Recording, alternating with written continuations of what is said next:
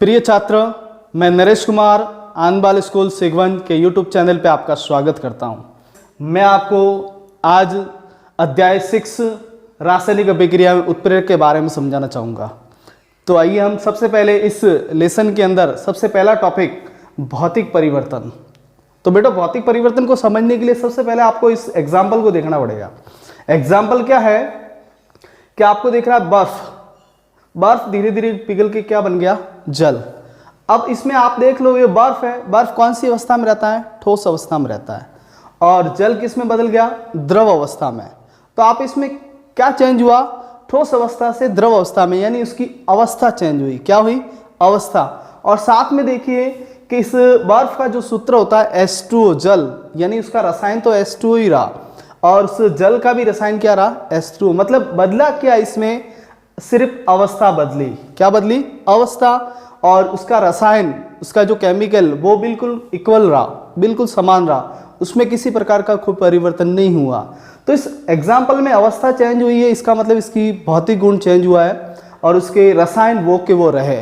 तो आप इसकी एग्जाम्पल को देखते हुए उसकी डेफिनेशन को समझिए कि भौतिक परिवर्तन क्या होता है। तो ऐसा परिवर्तन क्या होता है?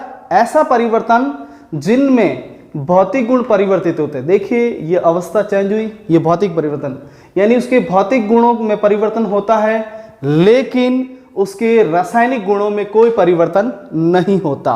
इसके रसायन में कोई परिवर्तन नहीं होता। ये तो आपने एक अवस्था ली।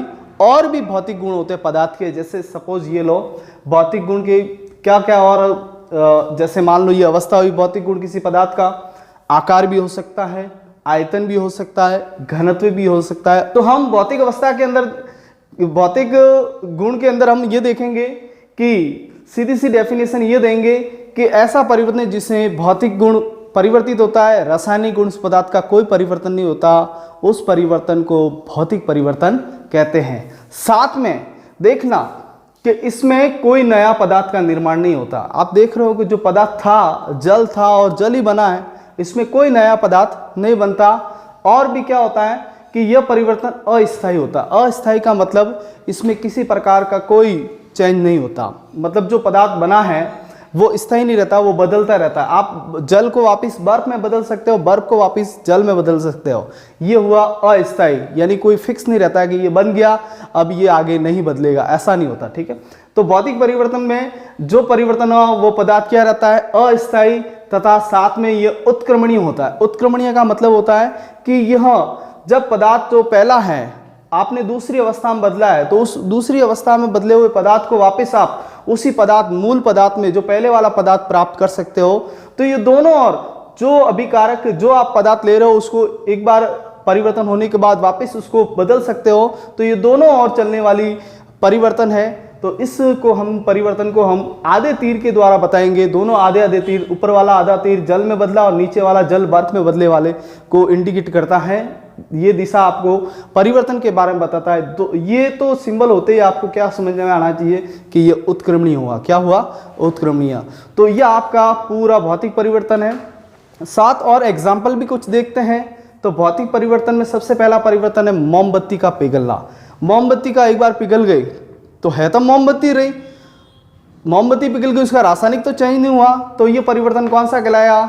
भौतिक परिवर्तन। दूसरा है लकड़ी का काटना। लकड़ी का काटना, आकार चेंज जो हुआ लेकिन उसके पदार्थ जो रसायन है वो के वो रहे, उसमें रासायनिक गुण में कोई परिवर्तन नहीं हुआ। तो ये भी परिवर्तन आपका कौन सा हुआ? भौतिक परिवर्तन। तीसरा है जल में नमक व शक्कर का घुलना। जल में नमक घुल गया और शक्कर, यदि शक्कर भी घोल सकते हो, तो दोनों घुल जाने के बाद हम वापस उसको प्राप्त करते हैं। तो ये अस्थायी है। क्या है? अस्थायी। तो ये परिवर्तन कौन सा हुआ? भौतिक परिवर्तन हुआ। तो मैंने आपको एक एग्जाम्पल के थ्रू आपको बताना चाहूंगा कि पूरी डेफिनेशन कैसे लिखी जाती है। चलो देखिए, ये कोई कार्बन है। कार्बन को ऑक्सीजन की उपस्थिति में आपने जला दिया। जैसे सपोज कोयला है, कोयले को ऑक्सीजन की उपस्थिति में जला दिया। जलाने के बाद कोयला राख बन गया। अब राख से वापस कोयला आप नहीं बना सकते, यानी आपने एक बार अभिक्रिया हो गई, उसका पूरा का पूरा रसायन चेंज हो गया, वापस उसको मूल पदार्थ में या पहले वाले पदार्थ में नहीं बना सकते। तो ये परिवर्तन कौन सा हुआ? रासायनिक परिवर्तन। ये तो जनरल सी बात में आपने समझा है। अब इसकी डेफिनेशन कैसे लिखेंगे? चलो आइए देखते हैं कि ऐसा परिवर्तन जिनमें पदार्थ के रासायनिक गुणों में परिवर्तन होता हो तथा इसमें नए पदार्थ का निर्माण होता है। मैंने बताया कि अभी एग्जाम्पल में आपने कोयले को जलाया, राख बनी, आपका राख क्या है? नया पदार्थ। ठीक है, नए पदार्थ का निर्माण होता हो और यह परिवर्तन स्थायी है, यानी एक बार कोई भी रासायनिक परिवर्तन हो गया किसी पदार्थ में तो वापस उसको प्रारंभिक या मूल पदार्थ में नहीं बदला जा सकता। जैसे एग्जाम्पल, आपने कार्बन डाइऑक्साइड बनी है, राख बनी है, तो उसको वापस कोयले और ऑक्सीजन के अंदर नहीं बदल सकते। यह परिवर्तन हुआ स्थायी परिवर्तन, एक बार बन गया उसको वापस बदला नहीं जा सकता।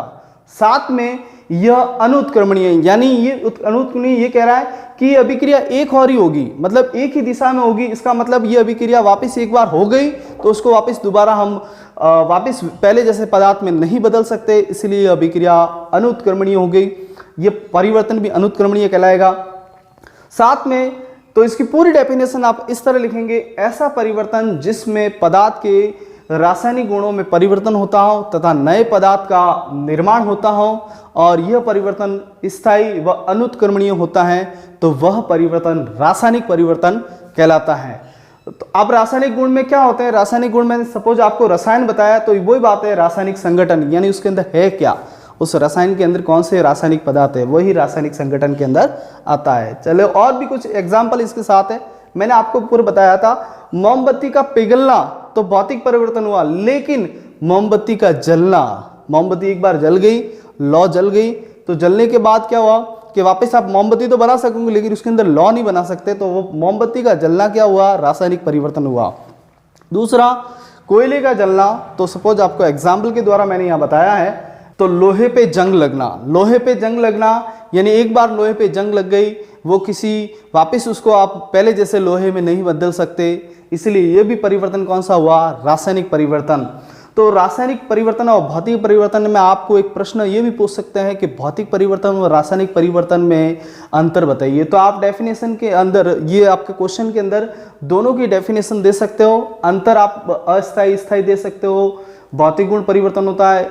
एक बात और बता देता हूं कि रासायनिक परिवर्तन में भौतिक गुण बदल भी सकता है और नहीं भी बदल सकता है।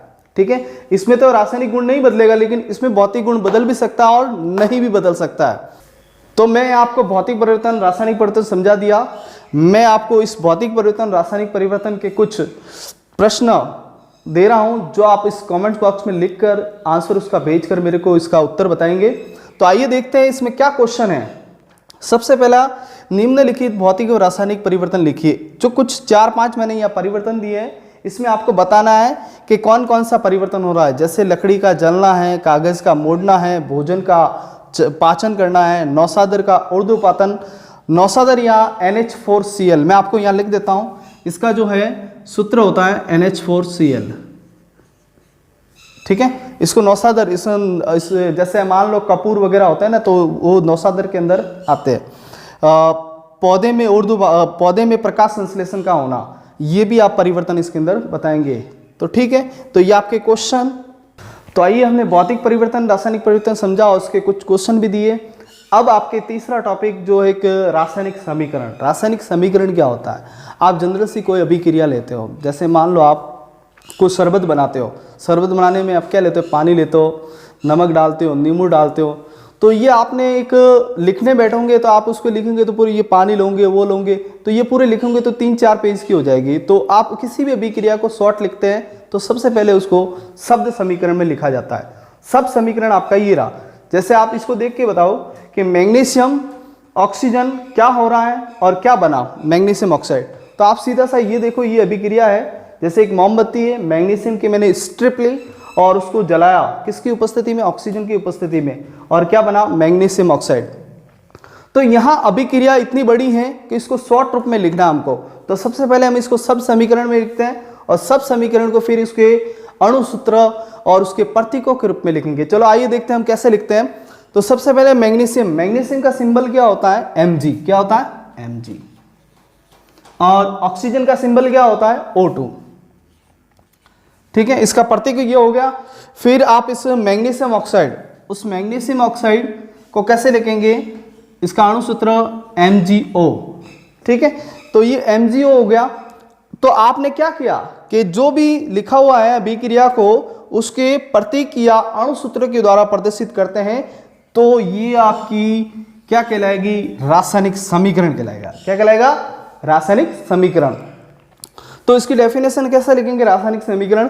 कि किसी भी अभिक्रिया में पदार्थों को, कोई भी अभिक्रिया है, इसके पदार्थों को अणुसूत्र एवं प्रतीकों के रूप में प्रदर्शित किया जाता है, तो उसको हम क्या कहते हैं? रासायनिक समीकरण। तो हमने रासायनिक समीकरण के अंदर पढ़ लिया। तो देखिए हम अभिक्रिया में क्या ले रहे हैं, जो अभिक्रिया में ले रहे हैं या जो अभिक्रिया में भाग ले रहे हैं उसको हम क्या कहते हैं? अभिकारक। क्या कहेंगे? अभिकारक। और अभिकारक को हमेशा इस एरो के इस साइड में, जिसको हम दाईं ओर कहते हैं, क्या कहते हैं? दाईं ओर रखा जाता है। तथा यहां जो अभिक्रिया के बाद बना क्या है? Magnesium oxide. तो इस मैग्नीशियम ऑक्साइड को हम यहां उत्पाद कहेंगे। क्या कहेंगे? उत्पाद। तो रासायनिक अभिक्रिया की डेफिनेशन सीधी सी होगी कि किसी भी रासायनिक अभिक्रिया में भाग ले रहे हो या कोई पदार्थ जिसमें अभिक्रिया में काम में लिए जाने वाले पदार्थ क्या कहलाते हैं? अभिकारक कहलाते हैं। और उत्पाद की डेफिनेशन ये होगी कि किसी भी रासायनिक अभिक्रिया होने के बाद या होने के पश्चात जो बना पदार्थ है उसको हम उत्पाद कहेंगे। तो ये थोड़ी सी बेसिक चीजें, रासायनिक अभिक्रिया पढ़ने से पहले इन बेसिक चीजों को पढ़ना बहुत ही जरूरी है। तो आपके रासायनिक भौतिक परिवर्तन पढ़ा, रासायनिक परिवर्तन पढ़ा और रासायनिक समीकरण पढ़ा। ठीक है, आपको अच्छी तरह समझ में आया होगा बेटे। तो नेक्स्ट वीडियो में हम देखते हैं रासायनिक अभिक्रियाओं के प्रकार के बारे में और रासायनिक अभिक्रिया के डेफिनेशन। और रासायनिक अभिक्रिया आपको दे रखी होगी, तो ये रासायनिक अभिक्रिया किस प्रकार की होगी। ठीक है, तो थैंक्स फॉर वॉचिंग। जय हिंद, जय भारत।